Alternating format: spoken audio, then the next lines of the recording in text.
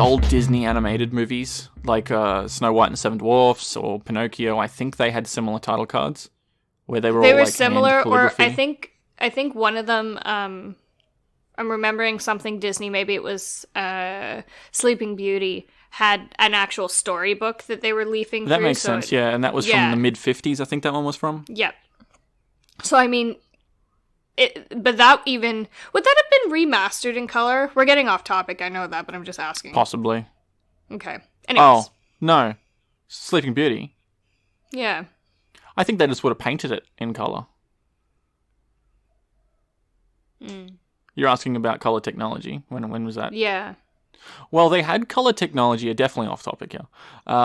They had color technology back as early as the 20s. Oh, really? You can see some use of it in the 30s. Particularly, the biggest one is The Wizard of Oz, which was 1939, which obviously has color. But it was just very expensive, so no one did it. And that's the point of that movie, is to highlight the use of color. That's why she has the ruby slippers. That's why there's the Yellow Brick Road, the Emerald City. Everything's in color for this brand new technology. So they had it then, but it was very expensive and no one really used it. Until, it became widely used in the 50s or 60s. It was quite some time. Color on film. Yeah. I'd imagine it'd be easier to make colored animation than it would have been to make color on film. Or would it be the same technology? I think it's the same technology, because you're taking photos of the paintings and drawings. Is that right? I don't know. This is something I want to explore now, because I remember... Let's just go with this for a minute, okay? Sure. And you can do with it what we want. I could put it at the end credits. Yeah. I remember watching through Bambi when I was little, because I was nuts about Bambi. And there was a bit at the end on the VHS that went through, and it had Walt Disney explaining how, they got in actual deer fawns to sketch, for the research behind the animation and everything. And how they would paint... To do the perspective in the forest scene in the beginning. Have you seen Bambi? Yeah, it's been on a few years. Yeah. They painted certain trees on panes of glass so that they could move the glass to make it look as if you were moving through the forest. And so certain trees would move at different rates as they'd move the glass. I thought it was on plastic film. No, those ones, I remember specifically they were on glass. Okay. So that was just, I'm just curious because it's isn't it amazing the technology they used to use, because everything used to be hand drawn, and they would have studios and studios of people, and they would do practice, and they would use drops of milk, and take still frames and shots. They would film drops of milk to be able to draw the raindrops in that thunderstorm scene properly and things like that. So it's just really interesting, and I think, to learn more about the history of animation, especially in that time, because that was what we considered kind of the golden age of cinema, wasn't it? Yes. It's the 30s, 40s kind of thing, so... I would say the golden age of cinema is the 30s, 40s, 50s, 60s, and 70s. I'd say we're definitely coming out of it in the 70s. Yes. Okay, I'd say mid-70s. Those early 70s films have a different feel to the end of the 70s. Compare The Godfather to Star Wars. That's exactly what I was thinking. Yeah. Yeah. So it's a bit debatable as to when the golden age finished. I wouldn't go much later than 1975. I was going to say, and this whole conversation is what's getting me really excited to see Once Upon a Time in Hollywood, because it's looking at cinema during that It's basically time. looking at towards the end of the golden age. Exactly, yeah. It's a love story to it, so. Woo, Tarantino, woo. Come at me, so the people. point I know some of you don't like him. The point of Bambi is... Bambi's kind of a boring movie. I don't like it. But the point of it was to showcase the art. It was an artistic piece. It was just look at this cool thing. So it doesn't run for very long. I think it's an hour or so. It's just makes feature length. All of those children's Disney movies from that time were very short for that purpose, because they were made for children. Well, it just takes forever to make them as well. Yeah. At least some of the other ones had story, but I don't really like Bambi. I think it was my favorite, and honest to God, do you know what I think the reason was why I liked it so much? It would be boring for you because you don't have any of those animals where you grew up. I have all of those animals where I grew up. Yeah, and they're playing around in the snow, on the ice and stuff. I'm like, I don't know what this is. It was very relatable for me. And whenever, we'd see deer, I'd say, Nana, it's a little Bambi. Or she would say, Danielle, because I was little, come over, there's a little Bambi in my garden. There would be because there would be fawns running around, We'd see rabbits, we'd see owls. Yeah, I can see I've that. seen great horned owls. Because whenever someone sees a clownfish, they're like, oh, it's a little Nemo. Exactly. And it's the same sort of thing, yeah. Yeah. So I think that's why it was more relatable for me. Anyway. To think that they used that technology for like 80 years, right up until the 2000, right? What, like stop motion? Well, all that hand-drawn style. Yeah. Pixar was like one of the first ones to do a feature-length film that wasn't hand-drawn. And they thought it'd be the end of animation. They're like, well, all these animators are going to be out of business now, which isn't true. They just changed. Things just changed. Well, it's like saying, robots are taking our jobs. No, you just get to do something better than what the robot can do. You get to service the robot. You know what I mean? Nothing, like, I think there's still an industry for people with skills.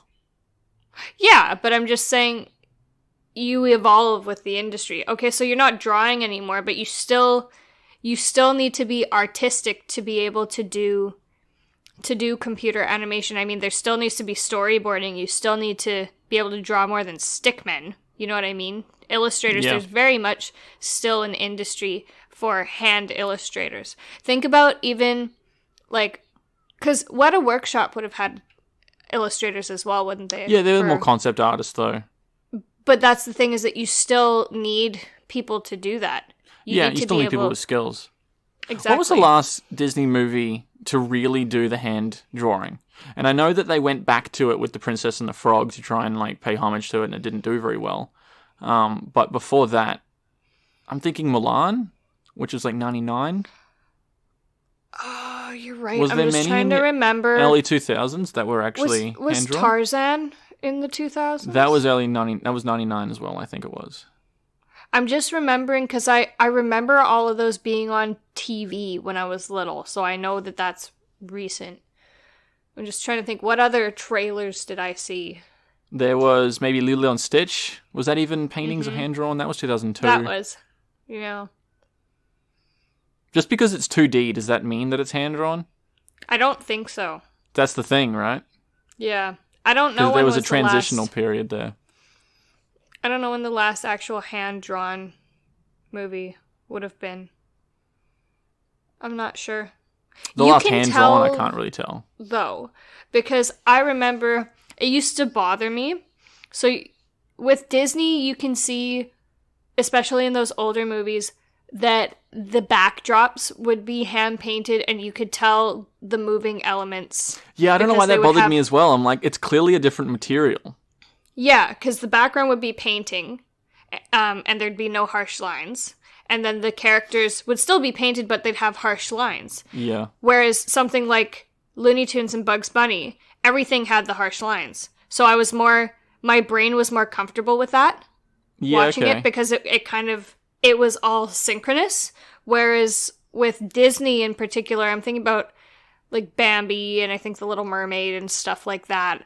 And definitely Sleeping Beauty.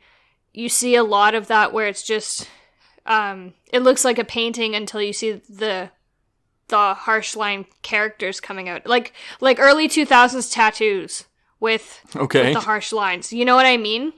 Yeah. I think we'll talk about this a hell of a lot more on the episode on The Lion King, because Jessica's going to be here and we're going to be talking about Disney animation quite a lot. And that traditional style of animation. I've seen the new one, so I can give some more. I probably will watch it before we do that episode to get the context. Yeah, I remember seeing the differences in the background and the foreground in Lady and the Tramp. I used to love Lady and the Tramp, and the sequel as well, which probably isn't good these days. But I loved it when I was a kid because they were both colorful and talking animals, and the animals always fit their personalities really well. I think that was very good character design. Frickin' Siamese cats. Oh, the Siamese! My mum would walk around the house singing that goddamn song. We are Siamese, if you please. And I'm like, shut the fuck up. That's such a she would love it. That's such a mum thing to do. Like, that's so your mum.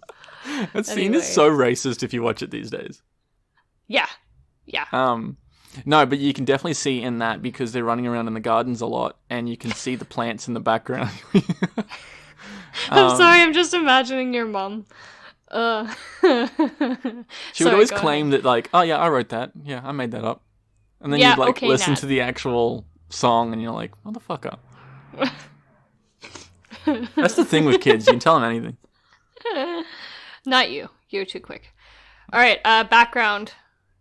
Oh no, I just remember seeing the differences in the background. You'd always see the dogs and things running around in the foreground, and they look like pen, I guess. I don't really know what material they were using exactly, but you could see the frames moving in front of this painted background. It's like acrylic paint. Yes. I'd be curious to know when they made the transition away from that. I think it would have been the 90s, because I think at the beginning of the 90s, it was still painting. And at the end of the 90s, even the ones that were 2D were probably computer animated 2D, if that makes sense. I don't know that much about animation. But it's kind of... If you saw a Disney movie come out these days that was 2D, it would kind of be shocking. It would be jarring.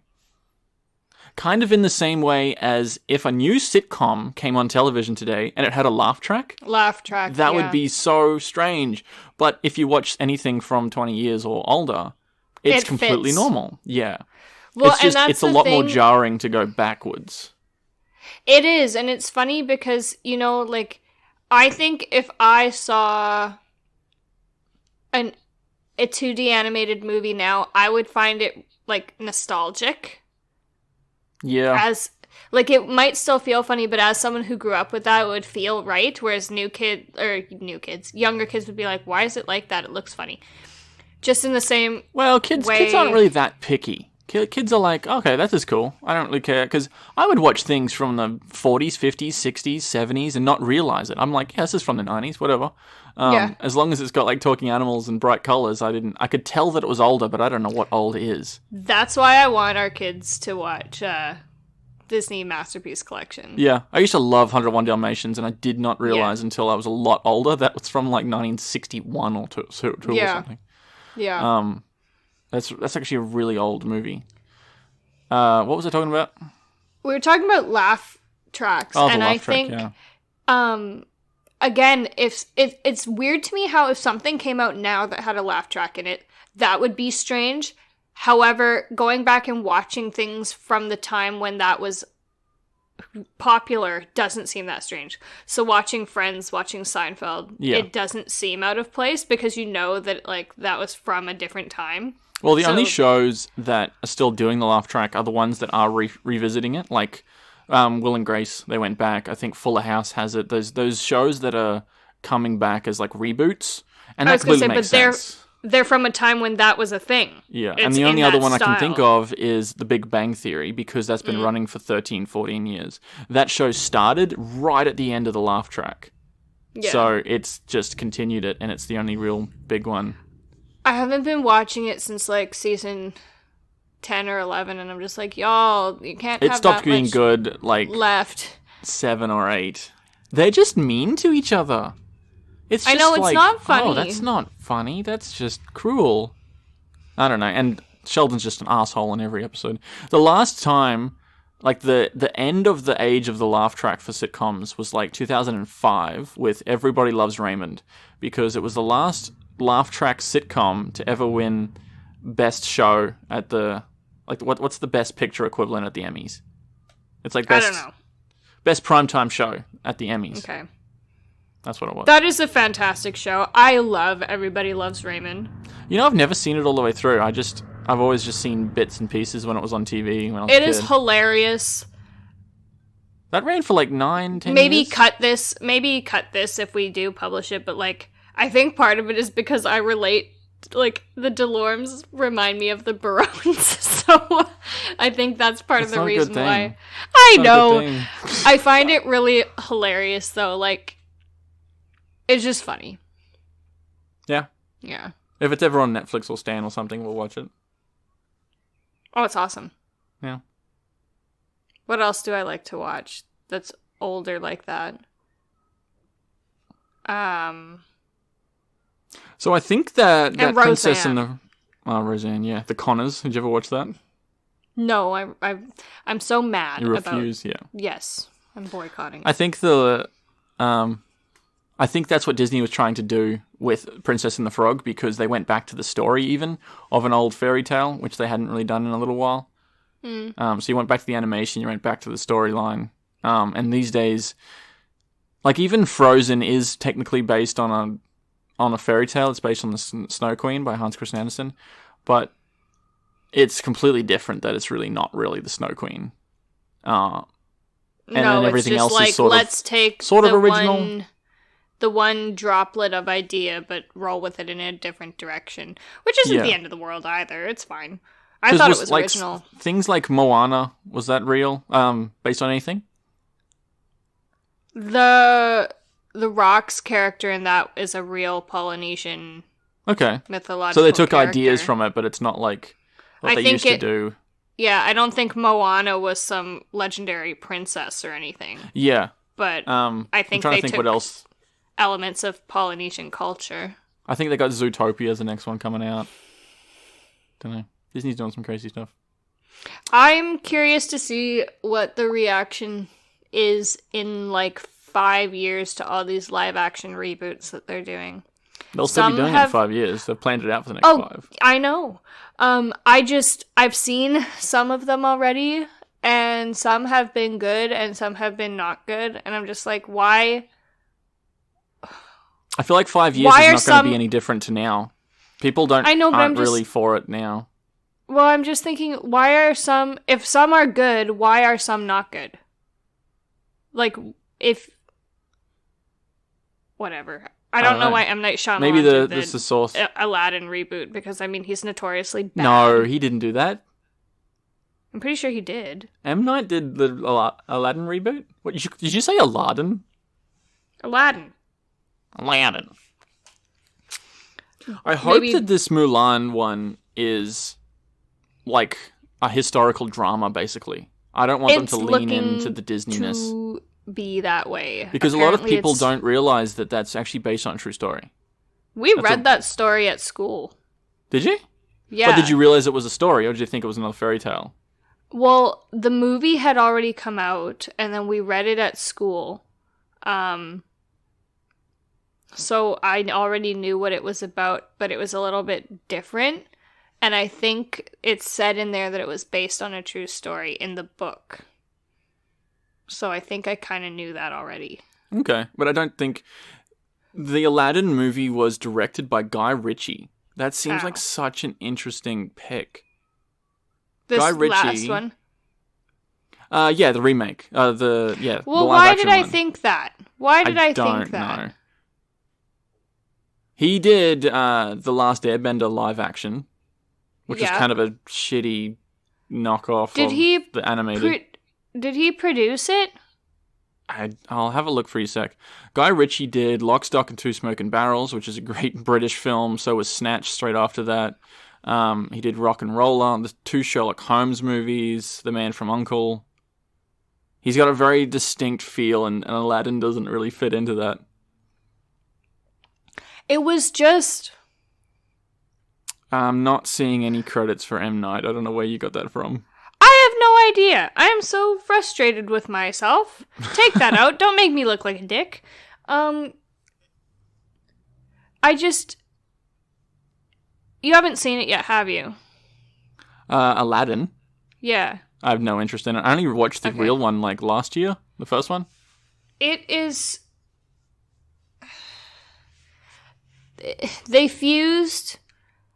I'm pretty sure it's Punjabi, but Indian culture with Middle Eastern culture, which is kind of just a slap in the face to brown people. That was kind of obvious just from watching the trailer. It's like, whoa, even someone who's not tuned into those cultures, I'm like, wait a minute, this is at least a big blending of 2 cultures like a continent apart. Why'd you do that? Well, yeah, and the thing is, like, even the animated one didn't do that. The animated one was a little racist, but it's a lot more forgiving than this real one. Yeah, well, because, like, it's an animation. Yeah. You know, it's a take on real life. This is you're actually doing real life, and it was so colorful. Did they even hire anyone from the area where it's meant to be, the Middle East? There were some people who seemed like some of the guards and stuff who seemed to be Arabic, and that I could be wrong. They could be even Persian or something. I'm not sure, but ooh, them's fighting words. I know. I know. Where is Aladdin actually meant to be set? Saudi Arabia. That's what I thought. So that's where they would have had these elaborate kingdoms and palaces and things. I'm not sure they were all over the Middle East, but I'm just wondering where this exact story is meant to be from. Looking at it, like, there's costumes that are worn that I'm like, I'm pretty sure this is only existing in a fantasy world. Yeah. You know? Yeah. I don't know. We began this by talking about color movies and things. Yeah. It's interesting how I wonder what the latest, like the most recent black and white movie. I know it's done for like an artistic purpose these days. Yeah. But I can't think of many.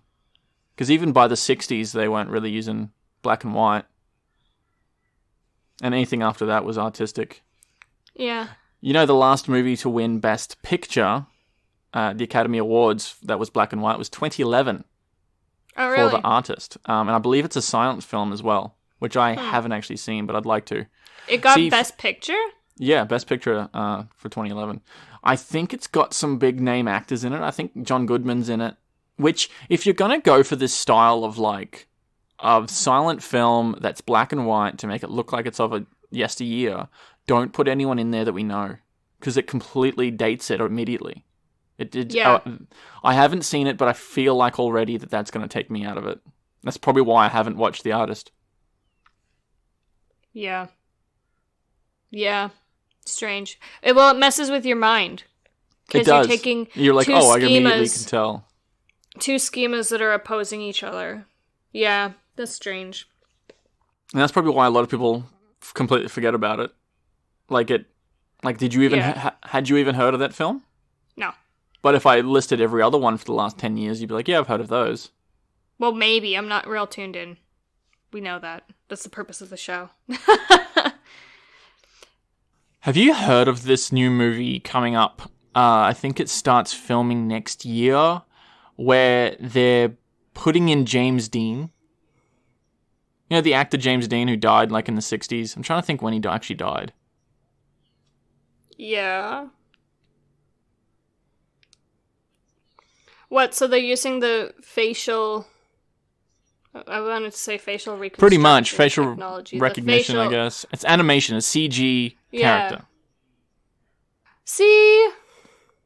Leave well enough alone. Pretty much, right? Like, this is his likeness that they had the rights to. They bought it off his estate.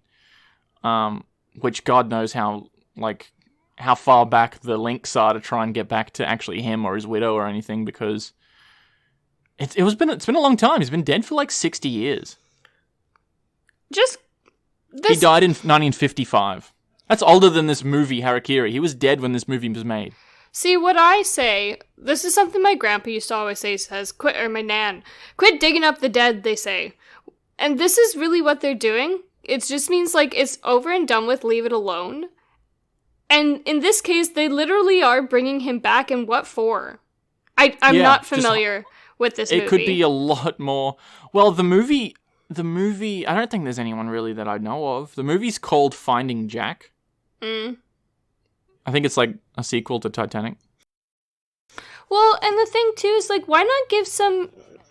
Your joke is lost on me, I'm tired, I'm not... Sorry.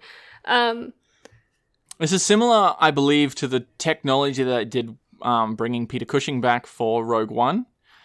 I think that's different, though, because that was an intellectual property that he had previously been in. He'd already given his likeness to that. And this was more of a continuation of the story. Yeah. However, this Finding Jack movie with James Dean is just See, I first read this article. I thought that they had footage, unused footage from different movies that he had done, and they're going to put it together and put it into this new movie, but they're not. They're digitally reconstructing his likeness using this facial technology. I just think... deep fake technology. I just think, what for? Like, why not give some new actors a chance? Yeah. You know what I mean? Like, well, you know what the bullshit thing is? I think that their claim was, oh, no new actor could have done what James Dean was doing. He's the only one who could have done it. What a load of wank is that, right? I guess you're going to get a lot more people coming to see your shitty movie just to see the technology. But don't you have to have somebody like a motion capture artist do the role anyway and say the lines? That's so insulting. And then you digitally put the face, and the voiceover. So that's so rude. Like that's another thing. How are you going to do their voice? I know that there's technology out there where you can digitally construct someone's voice. But that doesn't even hold up with what you just said about nobody could do it but him. Literally, someone else is doing him. And they're just putting his audio and visual That's a good point. I didn't even think of that. Like, he's not acting. This other person is acting. Are they going to get the credits? You know, like, well, that's my understanding of the technology. I could be wrong, because that's what they did for Peter Cushing. That's what they did for Paul Walker, finishing off Fast and Furious 7. They had his brother step in, and they put Paul Walker's face on his brother's body, so his brother was acting it. Yeah. I didn't think it was in Fast and Furious. It wasn't great. Okay. I'll have to pay attention again next time. But that was my understanding with what they're doing here.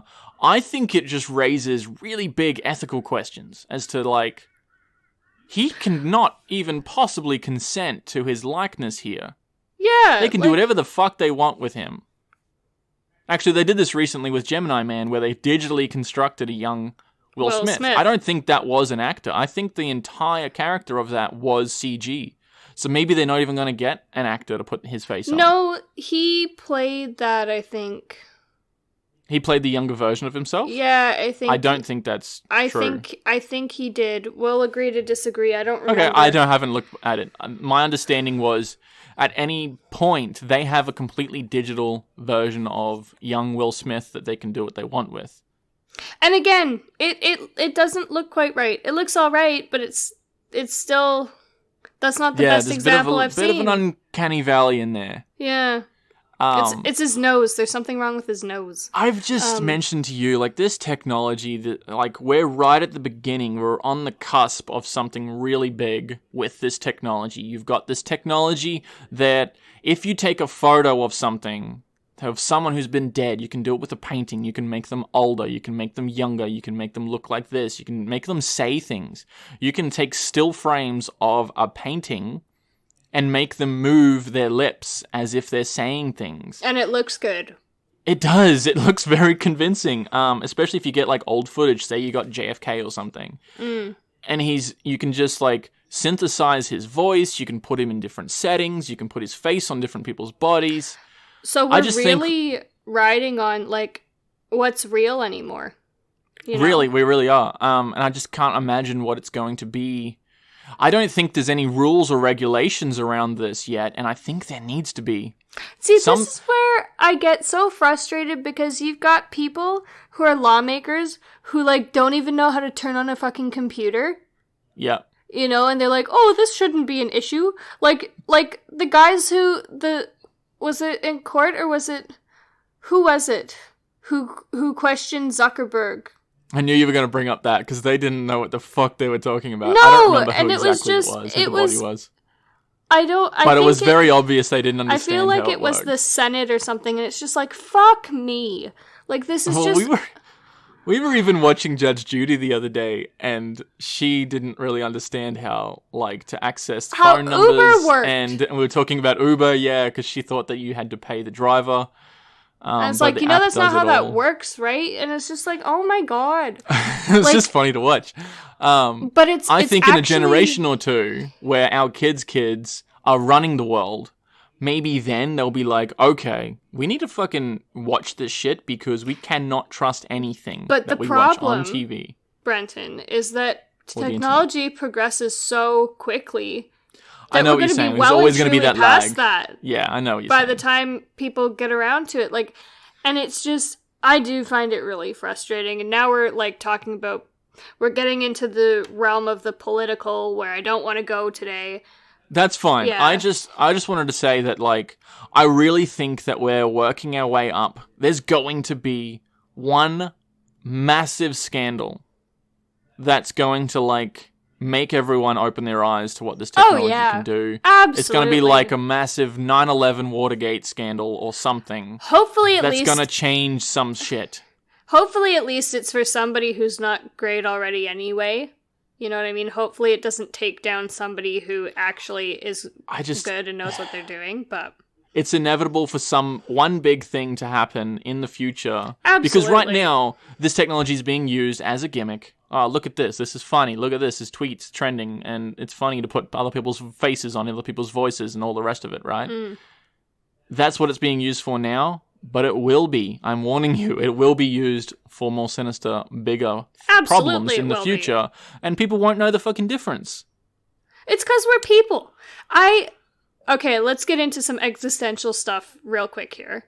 There are people who think that humans are essentially good. We're not. We're shitbags. No, we're pieces of shit. Yeah. Yeah, we're horrible. And... if you honestly think humans are so fucking dumb. We're stupid, we're ignorant, we're horrible, and, like, anybody who thinks different than that has been living under a rock. I would like to think that majority of human beings out on the street aren't horrible. No, but put us in the right situation, and we'll kill each other. We will. Yeah, okay. I think there's a lot of evidence for that out there. We've been doing it for thousands of years. I just wanted to get your perception on this whole James Dean thing, because I think it's a bullshit reason, and I think it's a little weird, and the technology's not perfect, that's all aside. I can think about that about any of these fucking movies. I think it really raises more ethical questions. And I think it absolutely does. And mostly because he's been fucking dead since 1955. I just don't understand what's the point. What's the point? Yeah. It's a gimmick. It makes people come watch my movie. Yeah. Good for you. Make your money. I will want to watch it just because of that. I don't know that they'll be totally successful, especially if they're like a nobody property. I'll probably listen to a lot of reviews before I go see something like that, just for that. Because I had no interest in Gemini Man. I still have no interest in Gemini Man. Yeah. I was just thinking, have we ever really said on the podcast that we didn't like a movie? Like, I feel like we always just say that we like them, or that, you know, they're okay. But have we ever actually said, like, no, I didn't like that movie? Not yet. I think that's because we're so high up on the list. I think in the next couple that we're going to go through before the end of the year, there's a few in there where they know that I don't like because I've seen them before, and I'm like, I don't think that deserves it. Because there's been a few for me where it's like, yeah, I could have gone without seeing it, or I wouldn't really want to watch it again, but it wasn't, like, bad. You know, it's not been like, there's a few where it's like I appreciate it, and I think it's good. It probably deserves to be up on the list, but I'm not going to see it again. And I'm thinking, like, City of God or Matrix. Goodfellas, I didn't really like. I know there have been ones where I've said, like, I don't think it, like, it's fine, but I don't think it deserves to be this high up. I'm trying to think what else it was. There's Star Wars, obviously, Inception. What, that you didn't like? No, I'm just going through the list to try and think about whether or not any of them I don't like. Forrest Gump, you've got all the Godfathers, 12 Angry Men, maybe. Yeah, that I don't think that deserves high up there. To be, that's like number 5, yeah. Schindler's List deserves it. Pulp Fiction, you've got all the Lord of the Rings. Good, the Bad, and the Ugly. I do like how even the top 10 or 20, it's a good mixture of old and new and foreign language. And that said, though, like, I don't think 12 Angry Men deserves to be as high up as it is. I think It's a Wonderful Life was better than that, and I think Life is Beautiful was better than that. Yeah. Like, 12 I think Angry it's just the way the Men IMDb works. is weird. We were talking about, too, how, like, you don't like Goodfellas. Well, you don't mind It's Goodfellas. fine, but I'll never watch it again. Yeah. I've seen it 2 or 3 times now. I enjoyed it for when I watched it. I really didn't enjoy the Godfather movies when I watched them, just because they were so heavy and They're so very complicated. Heavy. Like, there's just so much, like, were they books first? Yes. There was one book that was turned into parts 1 and 2. Okay. And then there was part 3. Yeah, and then there was also sequel books, but they weren't really based on anything. See, I mean, and didn't that really make movies out of them. Makes sense to me, because I'm like, who the fuck wrote this? You know, because it's so complicated. So it makes more sense that it's based on a book. And like we also said, it definitely grew on me. I'd like to see it again, but I reckon I'd rather read it than watch it. So we're about 25 titles in, plus a bunch of honorable mentions. We're probably up to 30 episodes now. Which is the movie that you don't like the most? I need a list. I surprisingly liked Matrix more this viewing than I did when I first watched it. I wasn't a big fan of that at all, and this is the 3rd time that I've seen it. So I'm not going to say that I don't like it, but I liked it more than usual, than I had before. Okay, let's see. The one that I didn't like. Maybe City of God. See, City of God's still a good movie, though. That one I didn't enjoy simply because it was made for a Portuguese-speaking audience. Yeah, it's just harder to follow, and so, yeah, and I feel like I keep, like, that's a trend for me to keep saying, like, I like it when it's easy to follow. Sometimes, and maybe it's just where I'm at in life right now, because, like, I'm quite busy, I don't like having to focus a lot of attention into understanding something. You know what I mean? Like, it's a movie. I should be able to watch it and know what's going on. You know what I mean? And I mean, part of that's that it's foreign language. Part of that's that it was, like, specifically created for foreign language. So is that your answer? I want to take another look. Okay. There was one in particular that I'm thinking of, and I'm like, I'm going to rip this movie an asshole, because I don't like it at all. I'm trying to remember what it was. I was looking at the list the other day. I'm just looking, and I'm like, everything we've watched so far, I actually, like, fucking really liked. Well, that's why we keep saying that. Yeah. Like, they're good picks. I enjoyed The Matrix. I enjoyed The Matrix because it was an entertaining high concept. Yeah. No, yeah, it's definitely entertaining. Yeah, actually, probably City of God. Sorry. Which is saying something, because we both like that movie. Yeah, like... That's not shitting on City of God. No, not at all. I'm surprised that that's the answer. The only other one that I maybe didn't like very much was The Godfather Part 1. I think that they're all sort of level for different reasons, in my mind. You think one's the worst? Because it's the introduction, and you don't have a fucking clue what's going on. So by number 2 and number 3, number 2's interesting because you've got the back and forth between timelines, Pacino and De Niro, which is cool. And then number 3 is interesting because you're into very, like, high society crime. So it's kind of a little bit different again because, like, Michael Corleone actually is, like, involved with the Vatican. Like, it's like, what? Like, yeah, that was a weird, interesting thing to add in. So that makes it kind of interesting. The first one, and like I say, the first one was still good. You know? Yeah. Like, yeah.